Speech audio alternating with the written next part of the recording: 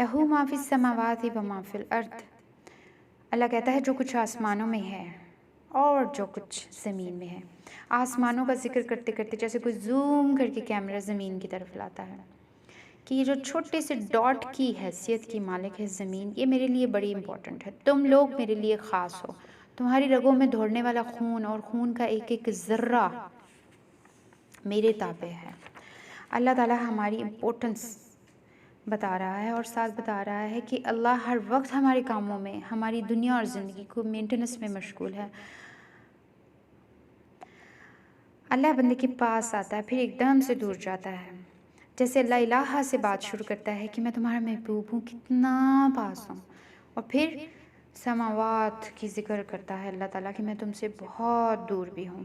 یہ چیز قرآن پاک میں آپ کو بار بار ملے گی۔ جیسے ٹیچر اور اسٹوڈنٹ کا ریلیشن ہوتا ہے، ٹیچر اسٹوڈنٹس کے ساتھ ایک حد لمٹ میں رہتا ہے۔ بہت زیادہ بھی بچوں کے ساتھ فرینک ہو جائے تو بچے پڑھائی کی طرف توجہ نہیں دیتے، تو ٹیچر ایک لمٹ میں رہ کر اسٹوڈنٹس کے ساتھ بات کرتا ہے، دوستی بھی رکھتا ہے، لیکن ان کو بتاتا بھی ہے کہ ٹیچر کا احترام بھی کریں۔ اللہ تعالیٰ بھی ہمیں یہاں پہ ایک چیز یہ بتا رہا ہے کہ میں تمہارے بہت پاس ہوں، اور ساتھ ہی دوسری فیلنگ یہ ہے اللہ تعالیٰ کی کہ یاد رکھو، ڈونٹ فرگیٹ، میں تمہارا مالک بھی ہوں۔ اللہ اپنی سپیریورٹی کو بھی شو کرتا ہے۔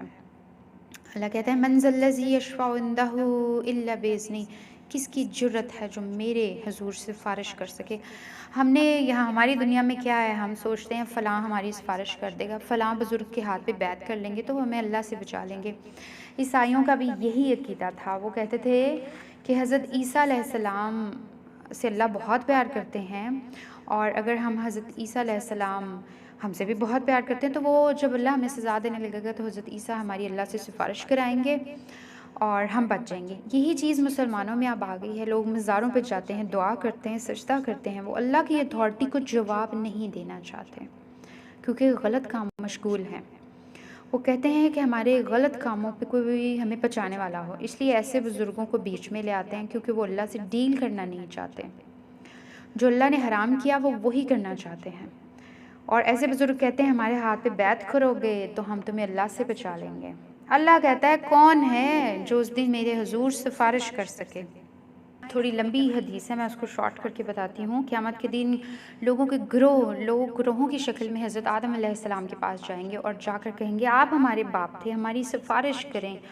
بہت سختی ہے، بہت تلخی کا دن ہے۔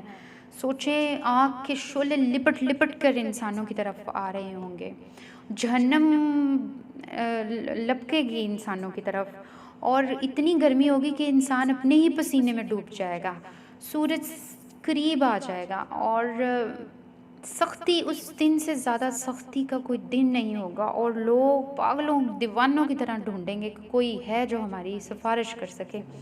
تو وہ حضرت آدم کے پاس آ کے کہیں گے آپ ہمارے باپ تھے، ہمارے لیے سفارش کریں گے۔ حضرت آدم کہیں گے نفسی نفسی۔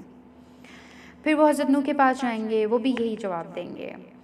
حضرت ابراہیم کے پاس جائیں گے، وہ بھی یہی جواب دیں گے۔ اس طرح ہوتے ہوتے حضرت موسیٰ کے پاس، پھر حضرت عیسیٰ، اور حضرت عیسیٰ علیہ السلام کہیں گے یہ ٹائٹل، سفارش کا ٹائٹل تو آخری نبی کے لیے ہے، وہ سفارش کر سکیں گے۔ پھر آپ صلی اللہ علیہ وآلہ وسلم کے پاس آئیں گے لوگ اور کہیں گے کہ آپ ہمیں بچائیں، اللہ سے ہماری سفارش کریں۔ پھر آپ صلی اللہ علیہ وآلہ وسلم عرش کے سائے، عرش کے نیچے آئیں گے اور سجدے میں گر جائیں گے۔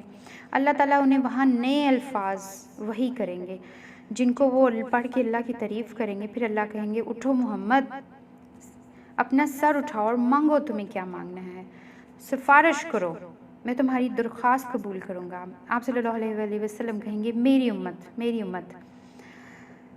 تو آپ صلی اللہ علیہ وآلہ وسلم جن کی سفارش کریں گے ان لوگوں کو جنت کے لیے کوالیفائی کر جائیں گے۔ پھر آپ صلی اللہ علیہ وآلہ وسلم دوبارہ آئیں گے، دوبارہ سجدے میں جائیں گے، نئے الفاظ وہی ملیں گے، اللہ کی تعریف کریں گے۔ پھر اللہ خوش ہوگا اور کہے گا محمد بولو، مانگو جو مانگتے ہو تمہیں دیا جائے گا۔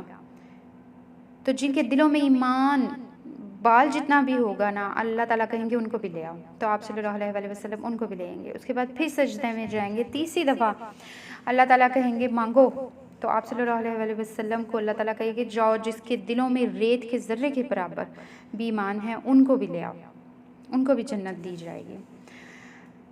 اچھا، یہاں تک یہ حدیث ہیں جو حضرت انس رضی اللہ تعالیٰ عنہ سنا رہے ہوتے ہیں، تو یہاں پہ آگے وہ چپ ہو جاتے ہیں، تو صحابہ کہتے ہیں کیا اس سے آگے بھی ہے؟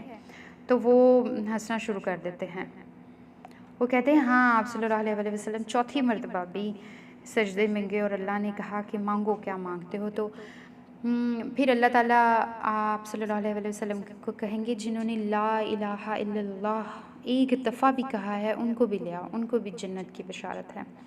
لیکن اس کا یہ مطلب نہیں کہ ہم مسلمان ہونے کے ناطے یہ سوچیں کہ ہم نے تو لا الہ پڑھا ہوا ہے، ہم تو جنتی ہیں، نہیں۔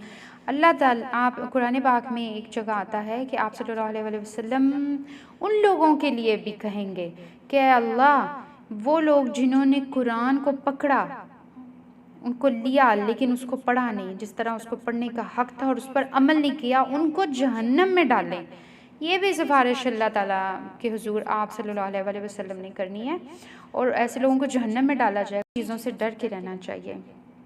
اللہ بڑا رحیم ہے، لیکن اللہ تعالیٰ نے آپ کو جو کام کرنے کو کہے ہیں، جو فرض چیزیں ہیں، قرآن ہے ہمیں عطا کیا، اس کو پلیز دل سے پڑھا کریں، لگن کے ساتھ پڑھا کریں۔ جیسے ہم سمندر کی سیر کو جاتے ہیں اور کشتی چلائیں تو کہیں واہ کیا خوبصورت سمندر تھا، لیکن سمندر کے بیچ میں جو موتی اور ہیرے جواہرات ہیں وہ ایک غوطہ خور جو سمندر کے اندر غوطہ لگاتا ہے اس کو ہی ملتے ہیں۔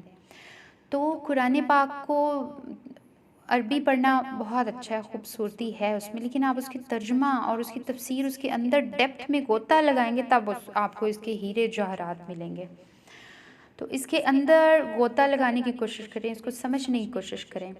اللہ کہہ رہا ہے اس دن کس کی جرت ہے میرے حضور جو سفارش کر سکے، یعلم ما بین ایدیہم وما خلفہم۔ اللہ کہتا ہے سفارش اس لیے کوئی نہیں کر سکے گا کیونکہ اللہ تو جانتا ہے جو کچھ اوجل ہے اور جو کچھ سامنے۔ فار ایگزامپل ایک جج کہے، ایک وکیل کے جج صاحب ملزم کو سزا دینے سے پہلے رکیں، میں آپ کو بتاتا ہوں اس کا ماضی اور بیک گراؤنڈ آپ نہیں جانتے، بیچارہ کن کن حالات میں یہاں تک آیا، اس کے حالات کیسے تھے جنہوں نے مجبور کر دیا اس کو یہ قدم اقدام اٹھانے کے لیے۔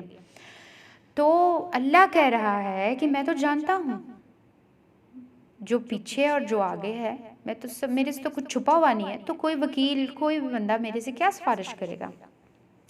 وَلَا يُحِيطُونَ بِشَيْءٍ مِّنْ عِلْمِهِ إِلَّا بِمَا شَاءَ۔ اللہ کہتا ہے تم احاطہ ہی نہیں کر سکتے میرے علم کا، ہاں مگر جتنا میں تمہیں دوں۔ احاطہ نکلا ہے، یحیطون ورڈ احاطہ سے نکلا ہے جس کا مطلب ہے سرکل، گول۔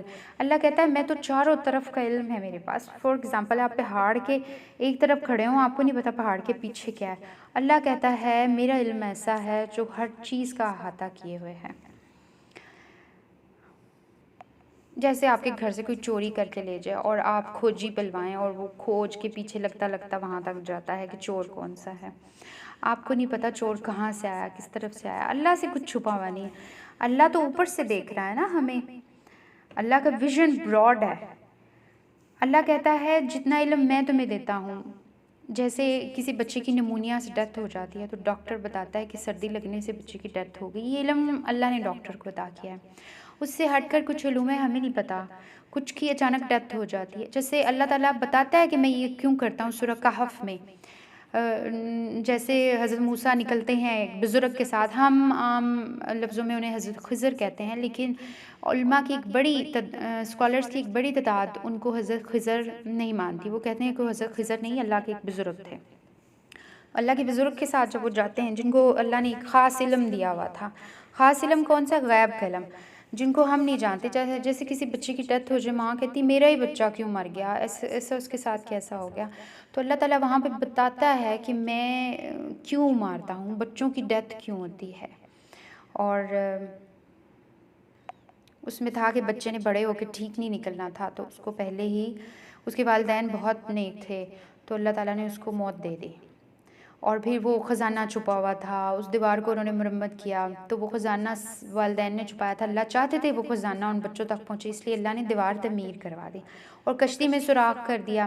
اللہ کو پتہ تھا آگے ایک بادشاہ ہے جو سالم کشتیوں کو صحیح سلامت جو حالت میں ہوتی ہیں ان کو لے لیتا ہے، تو انہوں نے اس میں اس بزرگ کے تھرو سوراخ کرا دیا۔